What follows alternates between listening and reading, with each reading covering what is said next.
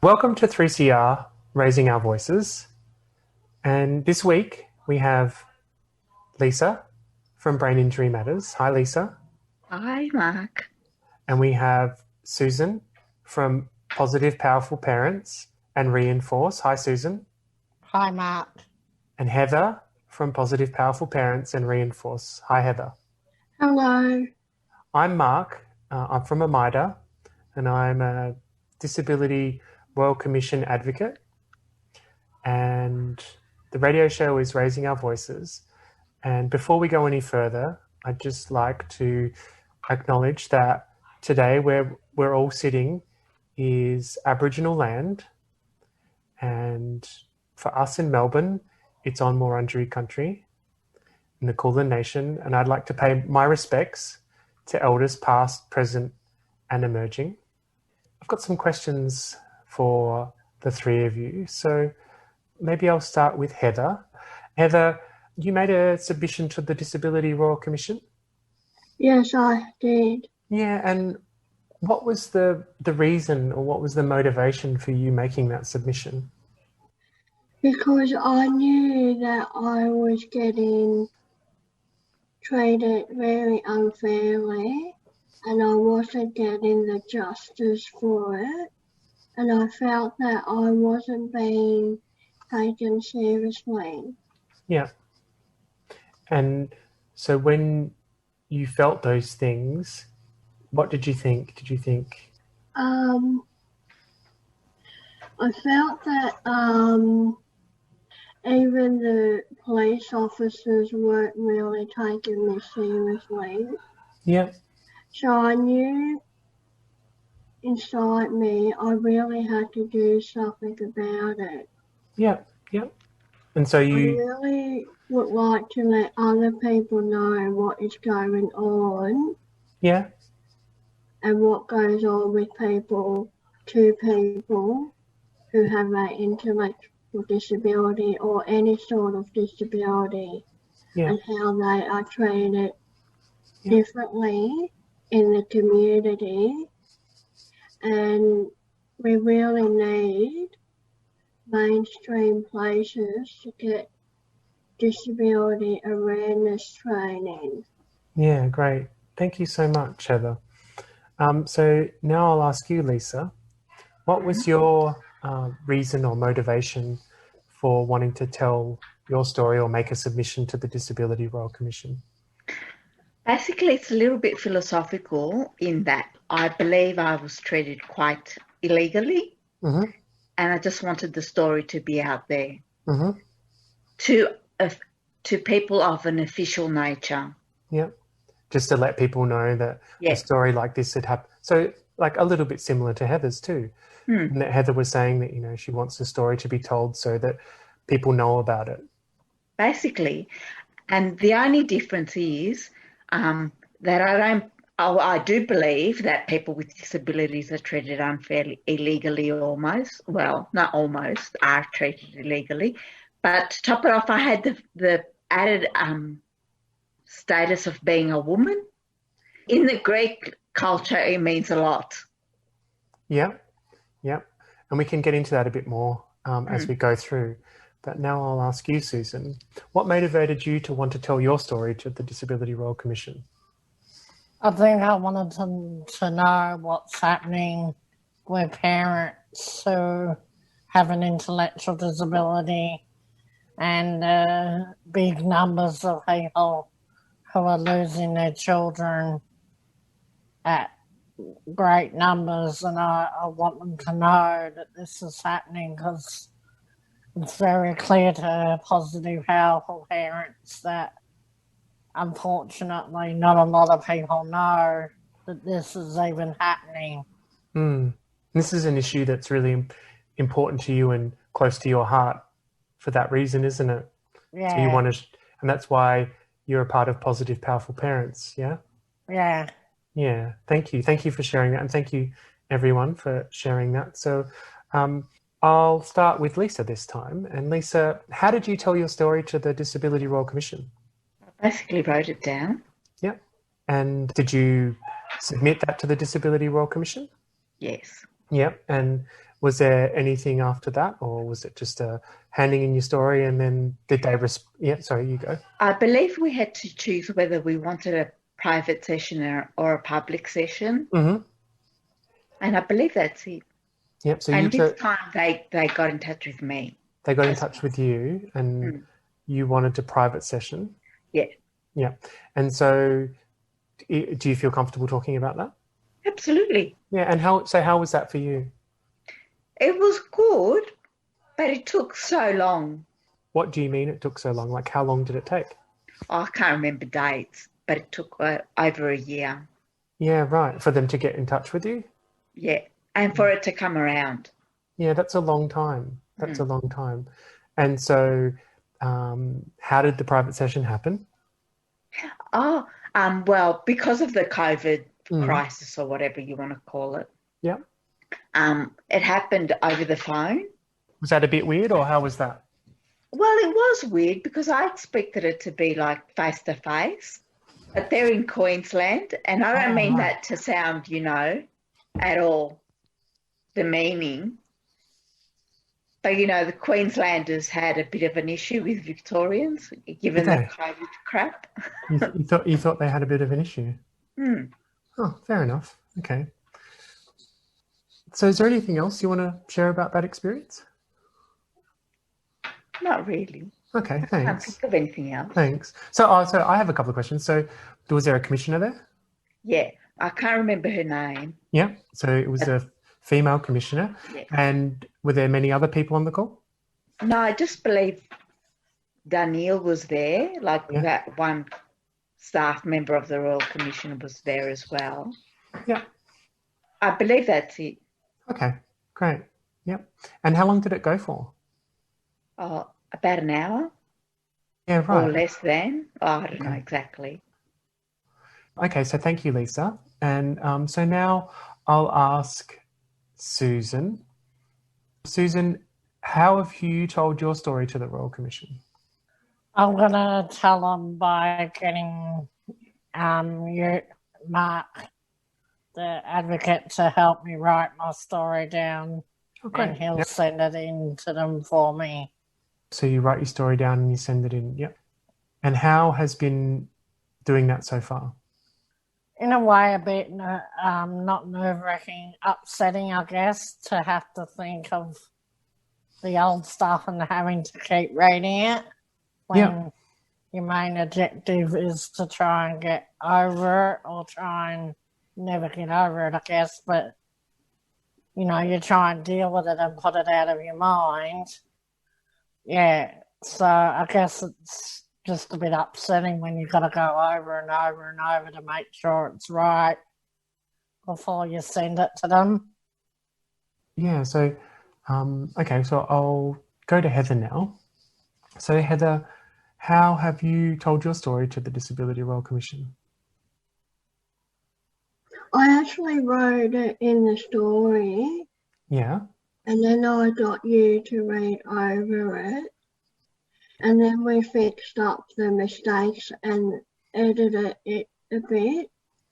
And then we sent it in together by a Zoom meeting.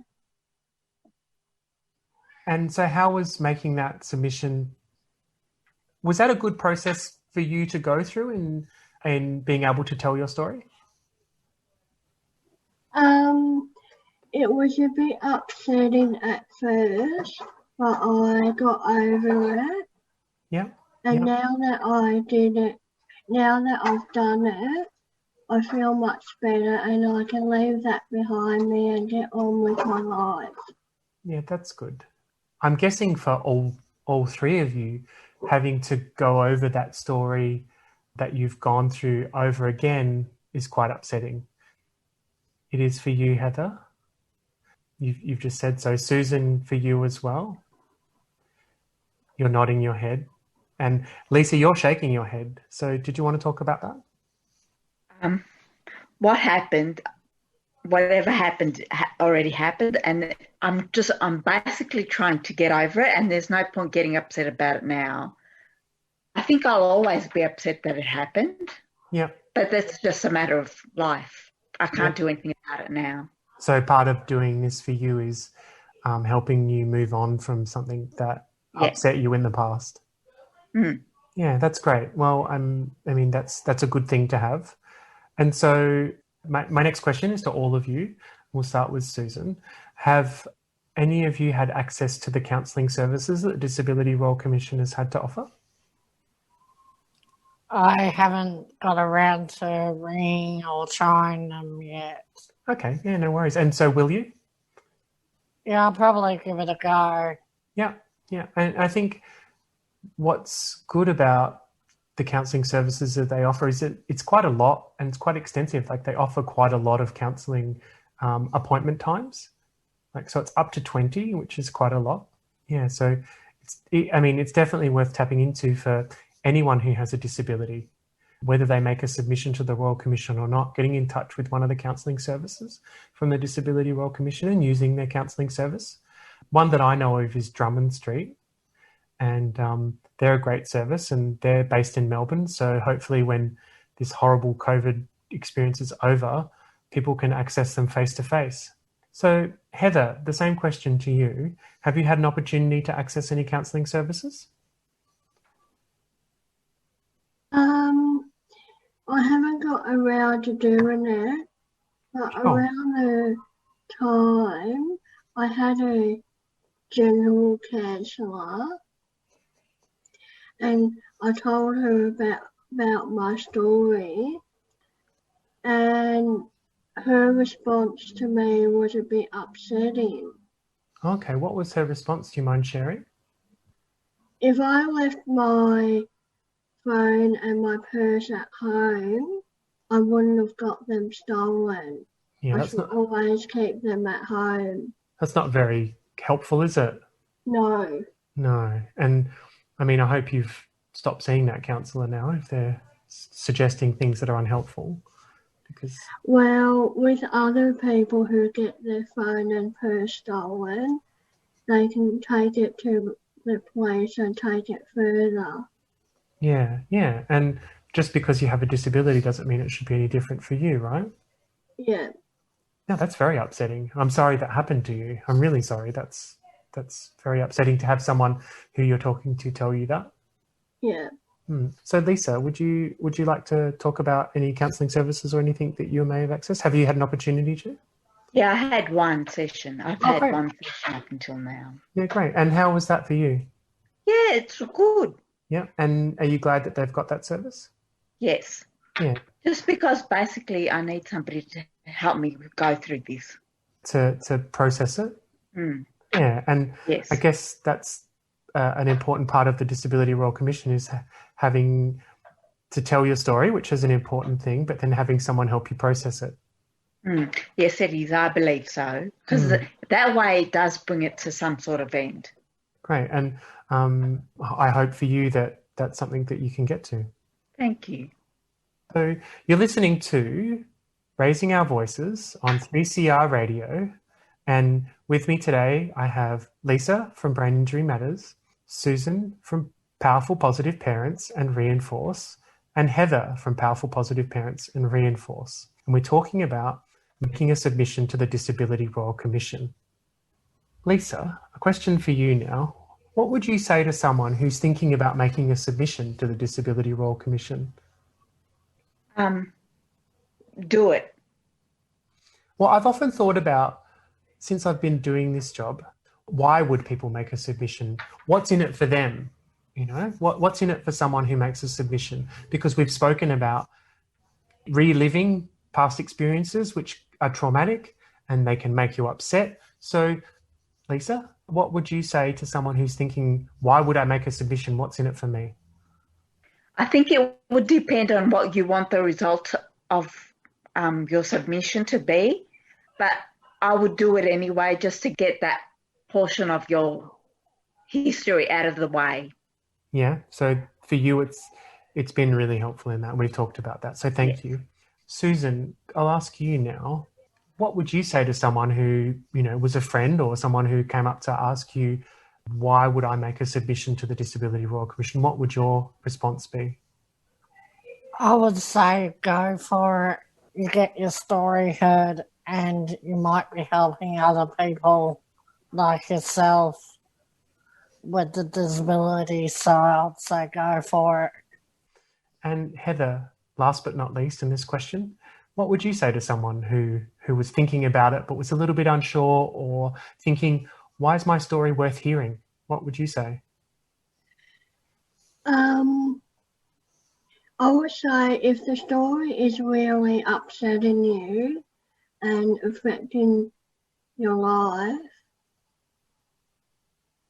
I think go for it, because once you get your story out there, it makes a big difference. Mm-hmm. Yeah, you can get on with your life and yeah. Yeah, great. Thank you, Heather. So we're going to have a music break now. Does anyone want to introduce the song? Maybe Heather, would you like to introduce the song? No, okay, fair enough. So the song that we've chosen today is a song by AHA, the band, and it's called Take On Me.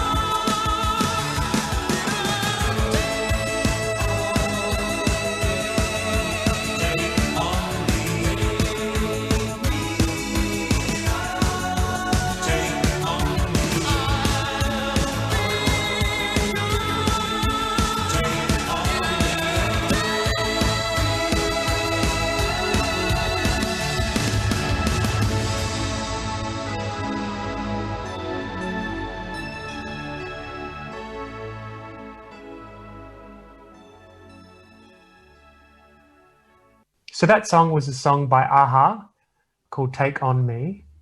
and this is 3CR Radio. You're listening to Raising Our Voices. I have Lisa from Brain Injury Matters, Susan from Reinforce and Powerful Positive Parents, and Heather from Reinforce and Powerful Positive Parents. A question to you now, Susan. Why do you think there's a need for a Disability Royal Commission?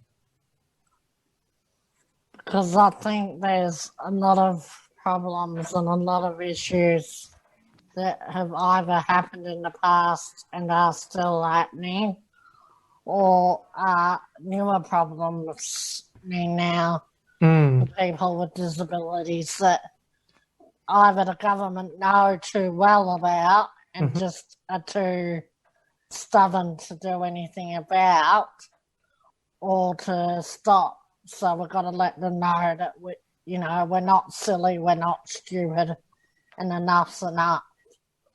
Thanks, Susan. And so over to you now, Heather, with the same question. Why do you think there's a need for a Disability Royal Commission? Because we all know that people with a disability get treated very unfairly and much differently than to what able-bodied or mainstream people get treated. Yeah. And this is not the olden days, this is the year 2020. It is, isn't it? Yeah, great. Thanks so much for that, Heather. And Lisa, over to you with the same question. Why is there a need for a Disability Royal Commission? Because there's a lot of abuse and discrimination out there targeted towards people with disabilities. And I think it's a little bit like the old age people with this COVID crisis, how they have to have some support now, and that's been brought to the attention of everyone. So along those lines, to bring discrimination to the attention of everyone. Thank you so much for your responses to that question. They were great. So I have a question to you now, Heather. If there was a Disability Royal Commission commissioner listening to the radio show right now, what would you say to them? I would just say thank you for bringing up the Disability Royal Commission, and we hope it can keep on going for people who might need it in the future. Yeah, great. Yeah, thank you, Heather. And now, Lisa, over to you. What would you say to a commissioner if they happen to be listening to this show? Thank you very much for the work that you've done, but that's only just the beginning. Yeah. There's a hell of a lot of work to do, similar work to do. Yeah, thank you. And Susan, what would you say to a commissioner who may be listening? I would say thank you for being interested in our lives. Yeah. And I just would like to also let them know that this is not a problem. The problem that I'm about to talk about is not a problem that stopped in the 1990s or whenever the institutions were closed. This problem is still continuing, and that is parents with an intellectual disability are losing their children because some people or someone has decided that because of their disability they might not be able to parent. It might be because they think they're childlike themselves, which is a very common thought of people with intellectual disability especially, or many other reasons. And unfortunately they use any other excuse they can. So then they go, no, we didn't take your child because of disability. We took them because of something else.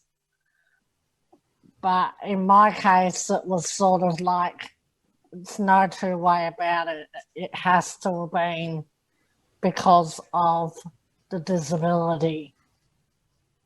Yeah, thank you for sharing that. That's really important. And the message that I've got from all of you is that you're grateful that these people are working on the Disability Royal Commission and you trust that they're doing a great job, but that really the issues that you're all making a story to the disability or telling your story to the Disability Royal Commission about are all stories that are affecting people now. They may have, the stories you may be talking maybe in your past, but they're issues that people face now and every day who live in the community. Yeah. And so I've got a couple more questions.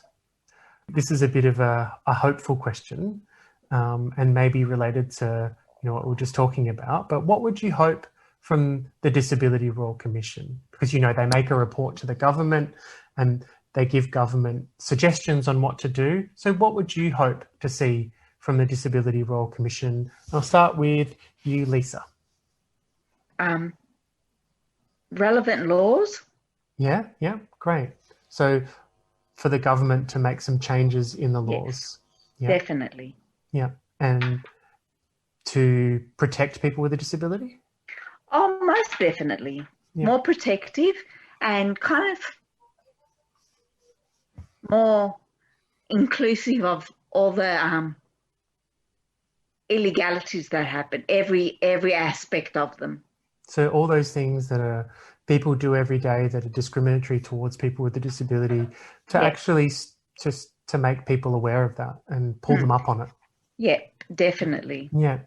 So I'll ask you now, Heather, what would you hope to see happen, or what would you hope after this Disability Royal Commission? I'm hoping that mainstream places and police officers all get disability awareness training and people with a disability can get the justice they actually need.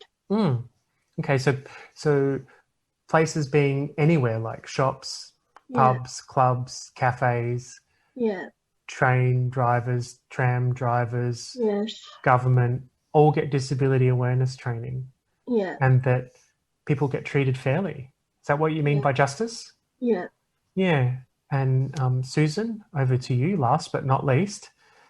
What would you hope from the end of this Disability Royal Commission, which is in a few years yet? It's not until 2022, but what would you hope to see happen? Well, I hope the government really realise what is happening and put out an apology. But I don't mean an apology where they just say, oh, we're sorry, and then keep doing it. I mean an apology and then they stop doing it. And also just some more education for everyone who might be working with us, including child protection workers, because a lot of them are fresh out of uni and they're still at home with their parents, so they haven't even had kids, let alone, lose their own kids. And then some of them will tell us they know how we feel. How do you know how we feel? And just to stop all the crap that's happening to people with disabilities, enough's enough, and it's got to stop now. Yeah, thanks, Susan. That's great. Really powerful. Thank you. So thank you so much, everyone, for joining us. And I'd especially like to thank Heather, Susan, and Lisa for your wonderful insights and comments for us here today. Stay tuned for next month's show. You've been listening to Raising Our Voices on 3CR, and up next is Radio Capucha. Thank you all so much for listening, and tune in next time. I think 3CR is the voice of the people, speaking back to the establishment and telling them what they think, and sometimes it's something they don't want to hear. You've been listening to a 3CR podcast produced in the studios of independent community radio station 3CR in Melbourne, Australia. For more information, go to allthews.3cr.org.au.